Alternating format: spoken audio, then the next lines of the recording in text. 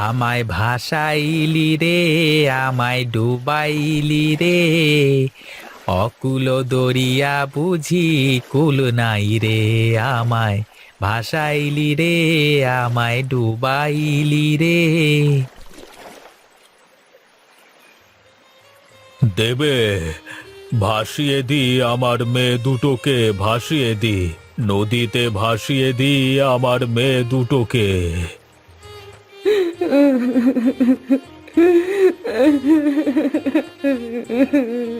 কি কপাল আমাদের! বিধাতা আমাদের কোনো সন্তান দেননি এতদিন, কিন্তু আজ এত বছর পরে যমজ সন্তান লাভ করার পরেও আমরা তাদের আমাদের কাছে রাখতে পারলাম না।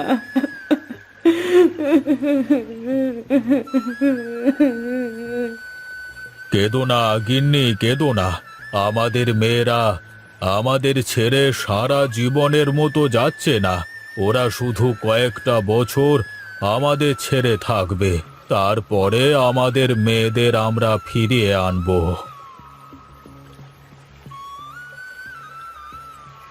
মালিক, আপনি কোনো চিন্তা করবেন না। আমি আপনার মেয়েদের পিছু পিছু যাচ্ছি। আমি সারাক্ষণ ছায়ার মতো আপনার মেয়ের পাশে থাকব, কিন্তু সেটা ওদের কখনো বুঝতে দেব না। সব খবর আপনাকে নিয়ে এসে দেব। হ্যাঁ রামু, তুই যা। আমার মেয়েদের সব সময় খেয়াল রাখিস কেমন, আর কখন কি ঘটে আমাকে এসে বলে দিবি। ঠিক আছে মালিক, আপনি কোনো চিন্তা করবেন না। আমি আপনার মেয়েদের খেয়াল রাখব। আমি এখন চলি।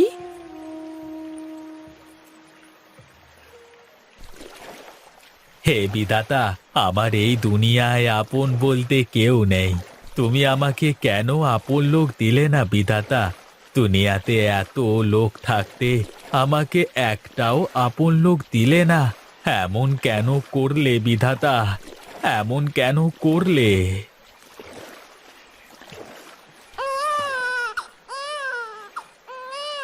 আরে, বাচ্চার কান্না শুনলাম মনে হলো। আরে ধুর, মাঝে মাঝে বাচ্চা আসবে কোথা থেকে? আমার যে কি সব হয় না, আমার সবই মনের ভুল। আরে আরে, আবার বাচ্চার আওয়াজ কোথা থেকে আসছে? না না, এটা তো আমার মনের কোনো ভুল নয়। তাহলে কি ভূত পেরেত, নাকি দৈত্য দানব, নাকি সমুদ্রের পিশাচ? উরি বাবা! আহ, আর আরে না না, সমুদ্রের পিশাচ নদীতে কি করে আসবে? ওই তো দূরে একটা কি যেন ভেসে আসছে। যাই তো, গিয়ে দেখি।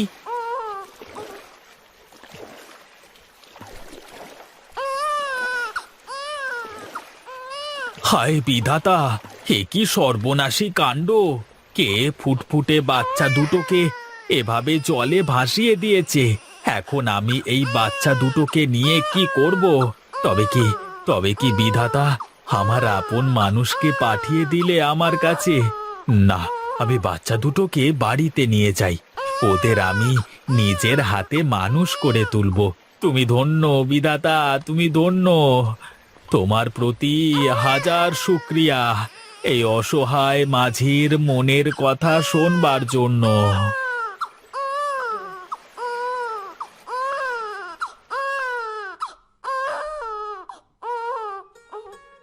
আজ থেকে এটাই তোদের ঘর, আর আমি তোদের বাবা। আজ থেকে আমার দুই মেয়ে, কিন্তু তোদের খাওয়াবো কি? তোরা থাক, আমি বাজার থেকে দুধ কিনে নিয়ে আসি।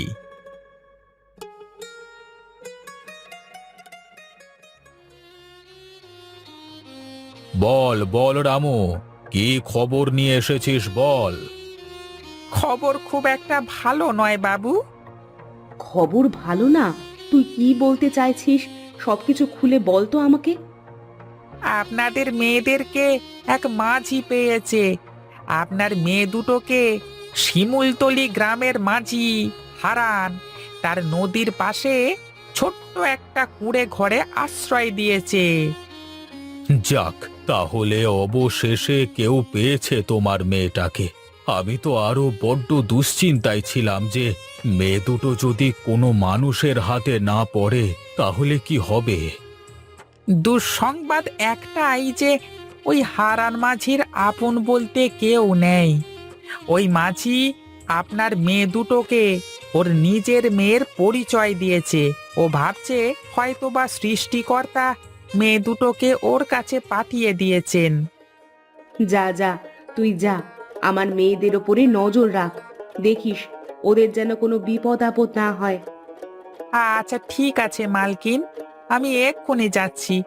আমি কথা দিলাম আপনার মেয়েদের উপর কোনো বিপদ আপদ আমি আসতে দেব না। ছায়ার মতো আগলে রাখবো ওদের। তুই এটা কিন্তু খেয়াল রাখবি যেন আমার মেয়েরা 12 বছরের পূর্ণ হওয়ার আগে এই গ্রামে পা না রাখে। যদি 12 বছরের আগে গ্রামে পা রাখে আমার মেয়েরা, তাহলে কিন্তু সব অনর্থ হয়ে যাবে। ও সব নিয়ে আপনি একদম ভাববেন না মোড়ল মশাই, আমি সব কিছু ঠিকই সামলে নেব। আচ্ছা ঠিক আছে, তুই যা এখন। আর সাবধানে থাকিস, কারোর নজরে আসিস না কিন্তু। তুই যদি কারোর নজরে পড়ে যাস তাহলে কিন্তু ঝামেলা হয়ে যাবে, লোকে তোকে সন্দেহ করবে। ঠিক আছে বাবু, আমি এখন চলি তাহলে।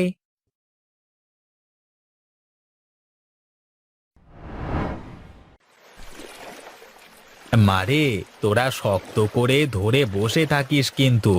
এই নদীতে অনেক স্রোত, আবার তোরা ঠিকঠাক সাঁতারও জানিস না। এই নৌকা থেকে নিচে পড়ে গেলে কিন্তু ভারী বিপদ হয়ে যাবে। তুমি থাকলে আমাদের কিসের বিপদ বাবা? তোমার পাশে থাকলে আমাদের আর কোনো ভয় নেই। হ্যাঁ বাবা, দিদি একদম ঠিক বলেছে। তুমি পাশে থাকতে আমাদের আবার কিসের ভয়? বাবা বাবা, দেখো না, ওই কিনারে কত সুন্দর শাপলা ফুল ফুটেছে। আমাদের ওখানে নিয়ে চলো না, আমরা কিছু শাপলা ফুল তুলবো। হ্যাঁ বাবা, হ্যাঁ বাবা, চলো, আমাদের নিয়ে চলো, শাপলা ফুল তুলবো। ঠিক আছে মা, আমি তোদের নিয়ে যাচ্ছি, চল।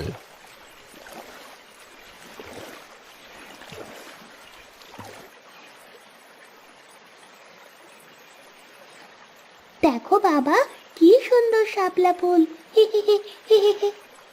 হ্যাঁ, অনেক নৌকাতে চড়ে ঘোরা হয়েছে, এখন চলো দেখি বাড়িতে চলো।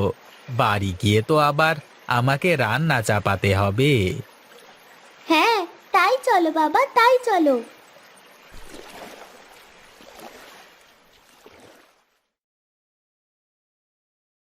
কে খবর নিয়ে আসলে রামু? হ্যাঁ, একটা অনেক ভালো সংবাদ আছে আপনার জন্য বাবু, আর একটা অনেক খারাপ সংবাদও আছে। কোনটা আগে শুনতে চান বলুন? খারাপ সংবাদটাই বল তো দেখি। খারাপ সংবাদটা এই যে আপনার দুই মেয়ে হারান মাঝিকে একদম বাবা বলে মেনে নিয়েছে। ওরা দুই মেয়ে হারান মাঝিকে ছাড়া কিছুই বোঝে না। আর দুই মেয়ে যেন হারান মাঝির চোখের মণি, সারাদিন ওদের নিয়ে মেতে থাকে, খুব খেয়াল রাখে ওদের। এই কয়েক বছরে ওদের মধ্যে অনেক ভালো সম্পর্ক গড়ে উঠেছে, যে সম্পর্ক ভাঙা মুশকিল। তাহলে কি আমি আমার মেয়েদের কোনোদিন আপন করে পাবো না? কোনোদিন বুকে জড়িয়ে রাখতে পারবো না? চিন্তা করো না লক্ষ্মী, আমার মেয়েরা যখন জানতে পারবে আমরাই ওদের আসল বাবা মা, আর আমাদের সমস্যার কথা যখন শুনবে ওরা, তখন ওরা ঠিকই আমাদের কাছে ফিরে আসবে। তুমি দেখে নিও। আসলে আমারও সেটাই মনে হয়। কেউ এই রাজপ্রাসাদ ছেড়ে ওই ভাঙা কুঠিরে কেন থাকতে চাইবে? আগামী পূর্ণিমাতে আপনার মেয়েদের 12 বছর পূর্ণ হবে, আর ওদের অভিশাপ মুক্ত হবে। হ্যাঁ হ্যাঁ, আমরা জানি। সেই কবে থেকে এই দিনটার জন্য আমরা অপেক্ষা করছিলাম। তুই যা, হারান মাঝিকে আমার কাছে ডেকে নিয়ে আয়। এখন সময় হয়েছে ওই মাঝিকে সব সত্যি বলে দেওয়ার। ঠিক আছে বাবু, আমি এখনই যাচ্ছি। না রামু, এখন নয়। পূর্ণিমার দিন আমরা নিজেরাই যাব আমাদের মেয়েদেরকে ফিরিয়ে আনতে।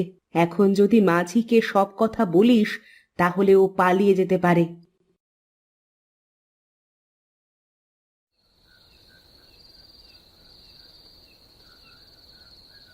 হারান মাঝি, বাড়িতে আছো? কে আপনারা? এত রাতে কি চাই আপনাদের? খেয়া পার হবেন? ওই পারে পার করে দেব আপনাদের। না না, আমরা খেয়া পারাপার হতে আসিনি, আমরা আমাদের মেয়েদেরকে নিয়ে যেতে এসেছি। আপনাদের মেয়ে মানে? আপনাদের মেয়েকে আমি কোথায় পাবো? কেন, যে তোর পেছনে দাঁড়িয়ে আছে। আরে আরে, আপনারা কি পাগল হয়ে গেছেন? আপনারা কি বলছেন? আপনারা কি জানেন? কেন, তুই কি ভুলে গেছিস? আজ থেকে ঠিক 12 বছর আগে একটা কাঠের বাক্সের মধ্যে তুই এই মেয়ে দুটোকে কুড়িয়ে পেয়েছিলিস। বাবা, এরা কারা? এরা এসব কি বলছে? এগুলো কি সত্যি বাবা? তুমি কি আমাদের কুড়িয়ে পেয়েছো? বলো বাবা, বলো, তুমি চুপ করে আছো কেন? বলো, ওরা কি আমাদের বাবা মা? তুমি কি আমাদের বাবা নও? আরে না রূপা, ওরা আমাদের বাবা মা নন। নিজের ছেলে মেয়েকে কেউ কখনো কাঠের বাক্সে নদীতে ভাসিয়ে দেয়? ওরা মিথ্যে বলছে। বিশ্বাস করো মা, আমরাই তোমাদের বাবা মা। আর এই যে রামু কাকা ছোটবেলা থেকে তোমাদের দূর থেকে অনেক সাহায্য করে এসেছে। তুমি আমাদের মা বাবা নও।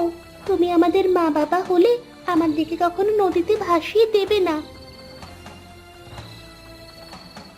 তোরা শুনতে চাস? তোরা শুনতে চাস সেদিন কি হয়েছিল? কেন আমরা তোদের ভাসিয়ে দিতে চেয়েছিলাম? আমার শ্বশুর মশাইয়ের 3 বউ ছিল, কিন্তু আমার শ্বশুর মশাইয়ের কোনো ছেলে সন্তান ছিল না। আর তাই সে জোর করে তোর বাবাকে এক মহিলার কাছ থেকে কেড়ে নিয়ে সেই মহিলাকে মেরে ফেলে। আর সেই মহিলা মরার আগে অভিশাপ দিয়ে গিয়েছিল, আমাদের বংশের সব ছেলেমেয়েরা 12 বছর বয়স হলে মারা যাবে। আর এই অভিশাপ থেকে মুক্তির বড় একটাই উপায় ছিল, তোদের জন্মের 3 দিনের মধ্যে তোদেরকে এই গঙ্গার জলে ভাসিয়ে দেওয়া। এখন তোরা অভিশাপ মুক্ত। আমরা তোদের দেখতে আসলে তোরও একই ক্ষতি হতো মা, তাই আমরা তোদের দেখতে আসতে পারিনি। কিন্তু আমরা তোদের সব সময় দূর থেকে খেয়াল রেখেছি। আমরা পাঠিয়েছিলাম তোর কাকাকে তোর খেয়াল রাখবার জন্য। বলো না বাবা, এরা যা বলছে তা কি সত্যি? হ্যাঁ বাবা, বলো, এরা কেন এমন বলছে? এদের কথা কি সত্যি? হ্যাঁ রে মা, ওরা সত্যি বলছে। আমি আসলে তোদের নদীতে কুড়িয়ে পেয়েছিলাম, কিন্তু আমি জানি না যে ওরা তোর সত্যি বাবা মা কিনা। আচ্ছা আচ্ছা, তোরা আমাকে একটা কথা বল, তোদের কি কখনো মনে হয়েছে যে আমি তোদের আসল বাবা না? না বাবা, আমার এমন কখনোই মনে হয়নি। আমারও কখনো মনে হয়নি বাবা। আরে ওদের মনে হওয়া না হওয়াতে কি আসে যায়? সত্যি তো এটাই যে আমরাই ওদের আসল বাবা মা। হতে পারে আপনি ওকে জন্ম দিয়েছেন, আর আপনার স্ত্রী ওকে 10 মাস 10 দিন পেটে ধরেছে, কিন্তু আমি 12 বছর ধরে ওদের দেখাশোনা করেছি, ওদেরকে বড় করে তুলেছি। এখন আপনারাই বলুন, কে আসল বাবা? তুমি আমাদের আসল বাবা, আমরা তোমার সাথে থাকতে চাই। হ্যাঁ বাবা, তুমি এতদিন ধরে আমাদের দেখাশোনা করেছো, আমাদের কোনো কিছুর অভাব বুঝতে দাওনি। আমি তোমাকে ছেড়ে কোথাও যাব না। আপনারা চলে যান, আমাদেরকে আমাদের মতো থাকতে দিন। তোরা রাজপ্রাসাদ ছেড়ে এই ভাঙা ঘরে কি করবি? কি করে থাকবি এখানে? আমরা এই ভাঙা ঘরে 2 বোন আমাদের বাবার সাথে অনেক সুখে আছি। যদি আপনারা সত্যি আমাদের জন্ম দিয়ে থাকেন, তাহলে নিশ্চয়ই আমাদের সুখ চাইবেন। আর আপনারা এখানে যদি কখনো না আসেন, তাহলে আমরা আমাদের বাবার সাথে সুখে থাকতে পারবো। আপনারা দয়া করে এখান থেকে চলে যান। ঠিক আছে, তোরা যখন এখানেই থাকতে চাস তাহলে থাক, আমরা আর কখনো তোদের সামনে আসবো না। চলো গিন্নি, এখানে থেকে আর কোনো লাভ নেই।